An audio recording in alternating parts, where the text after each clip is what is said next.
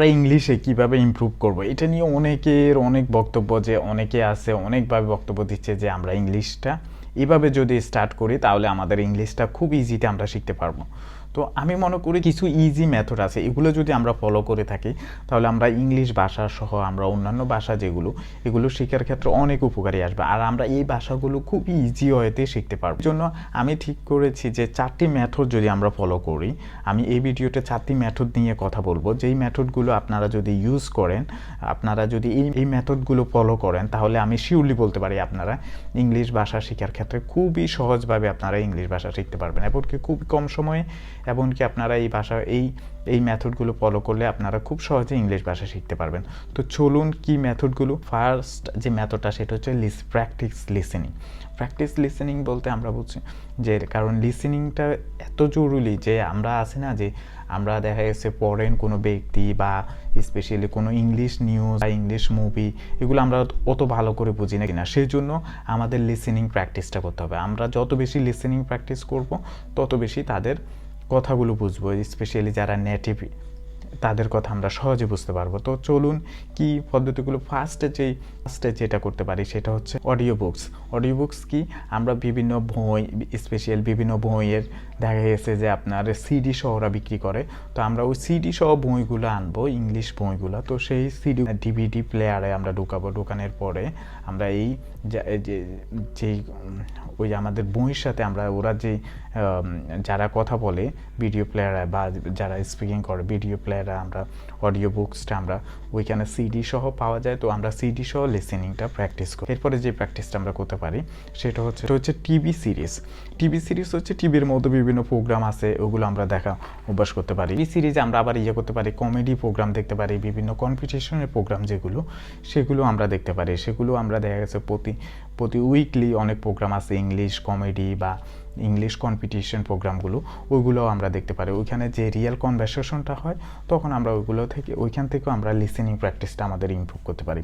এরপরে আমরা যেটা করতে পারি television talk show. Television talk show হচ্ছে যে ধরেন বিভিন্ন টেলিভিশনে আমরা দেখি যে ইংলিশে বিভিন্ন সেলিব্রিটি সহ শুরু করে অনেক মানুষ আছে, ওরা টক শো করে, তো আমরা ওই টক শো আমরা দেখতে পারি। টক শোগুলোর মধ্যেও রিয়েল লাইফ নিয়ে ওরা কথা বলে, বিভিন্ন সেন্টেন্স আছে বুঝার আমরা চেষ্টা করতে পারি ওইখান থেকেও। এরপরে আমরা করতে পারি ইউটিউব ফেসবুকটা আমি কেন ইম্পর্টেন্ট মনে করি এখন অ্যাট দ্য প্রেজেন্ট কেন ইম্পর্টেন্ট মনে করি, স্পেশালি লিসেনিং ইমপ্রুভ করার ক্ষেত্রে, আপনি ইংলিশে ইমপ্রুভ করার ক্ষেত্রে, ইংলিশ ভাষা ইমপ্রুভ করার ক্ষেত্রে আমি মনে করি যে ফেসবুক অ্যান্ড ইউটিউব ভেরি গুরুত্বপূর্ণ। আপনি যখন কোনো দেখা গেছে যে অনেকে আছে ব্লগ বানায় বা বিভিন্ন ফুড চ্যানেল আছে, এগুলো ইংলিশে অনেকে ইংলিশের চ্যানেলগুলো কী করে, ওরা ফুড রিভিউ দেয় বা বিভিন্ন ইংলিশে বিভিন্ন প্রোগ্রাম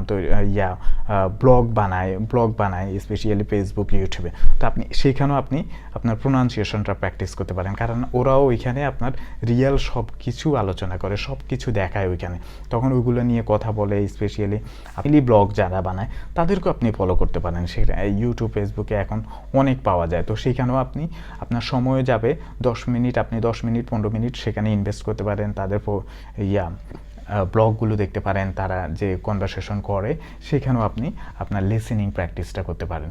তো আপনি লিসেনিং প্র্যাকটিস করতে হলে আপনার অডিও বুকস, টিভি সিরিজ, এরপরে টেলিভিশন টক শো, এরপরে ফেসবুক, ইউটিউব, আপনারা ওইখানে যেই সময়গুলো এখন বর্তমান সময় আমরা দিচ্ছি, আমরা ওই সময়গুলোয় আমরা ট্রাই করব যে ইংলিশ রিলেটেড আমরা এই সেকশনগুলোতে আমরা ইংলিশ রিলেটেড সব কিছু ইংলিশ নিয়েই দেখব। ফেসবুক, ইউটিউব, টিভি চ্যানেল বা বিভিন্ন যেটাই আমরা দেখি না কেন সেটা যেন ইংলিশ রিলেটেড হয়। প্র্যাকটিস প্রোনাউন্সিয়েশন মানে হচ্ছে যে আমরা উচ্চারণ, ধরেন আমরা একদম ছোটোবেলা থেকে যে ইংলিশটা শিখে আসছি, দেখা গেছে যে বেসিক ইংলিশ যে ওয়ার্ডগুলো বা বিভিন্ন ওয়ার্ড যেগুলো জেনে আসছি সেই ছোটোবেলা থেকে, সেই উচ্চারণগুলো দেখা গেছে যে আমরা যখন ইংলিশ কান্ট্রিতে যাওয়ার পরে তারা বুঝে না, কারণ কি আমরা যে প্রোনাউন্সিয়েশনটা শিখছি, যা শব্দের যে উচ্চারণটা বা যে ওয়ার্ডের যে উচ্চারণটা শিখছি, তারা সেটা আন্ডারস্ট্যান্ডিং করতে তারা অনেক স্ট্রাগল হয়। তো সেই জন্য আপনি যদি এই প্রোনাউন্সিয়েশন প্র্যাকটিসটাও যদি একটু বাড়াই করেন, বিভিন্ন ওয়ার্ড আমরা যেটা ছোটোবেলা থেকে একদম ভুলভাবে উচ্চারণ করে ভুলভাবে উচ্চারণ করে আসছি, এখন আমরা সেটা ট্রাই করব যে আরও একটু সেটাকে আপগ্রেড করার জন্য, সেই উচ্চারণগুলোকে আরও বর্তমান সিচুয়েশনে যারা এই শব্দগুলোকে উচ্চারণ করে আমরা ওই স্টাইলে এই শব্দগুলোকে উচ্চারণ করতে পারি। প্রোনাউন্সিয়েশন ইমপ্রুভের জন্য দুইটা মেথড বলতে পারি। সেটা হচ্ছে যে ইমিটেশন লেসন হচ্ছে কি, ইংলিশ টিচার আছে, তাদের যেই টিচারদের ক্লাস আমরা করি, তো তাদের টিচারের ক্লাসগুলো আমরা বাসায় ইউটিউবে বা বিভিন্ন ওয়েতে এনি ওয়েতে যদি দেখি, তখন সেখান থেকে আমরা তাদের সাথেই বলবো, তারা যেই কথাটা বলে আমরাও তার সাথে বলতে পারি সেই ওয়ার্ডগুলো। তখন আমরা তাদের যে প্রোনাউন্সিয়েশন, তারা যেভাবে উচ্চারণ করে আমরাও সেভাবে উচ্চারণ করা শিখতে পারবো, আমরাও সেভাবে উচ্চারণ করা শিখতে পারবো। তো আমরা ইমিটেশন লেসনটা করতে পারি আমাদের প্রোনাউন্সিয়েশন ইমপ্রুভের জন্য। তো আমরা এরপরে যেটা করতে পারি সেটা হচ্ছে রিড আউট লাউড বলতে ধরেন আপনি বিভিন্ন বুকস বা নিউজ পেপার যেটাই পড়েন না কেন ইংলিশে, সেটা আপনি ট্রাই করবেন রিড আউট লাউড, মানে উচ্চ স্বরে পড়ার জন্য।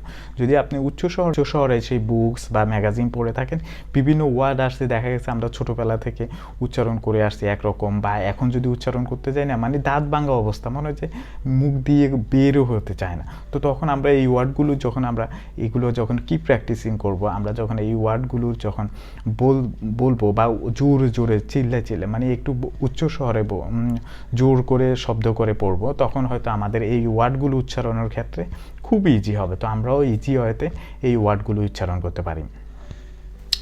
করতে পারবো।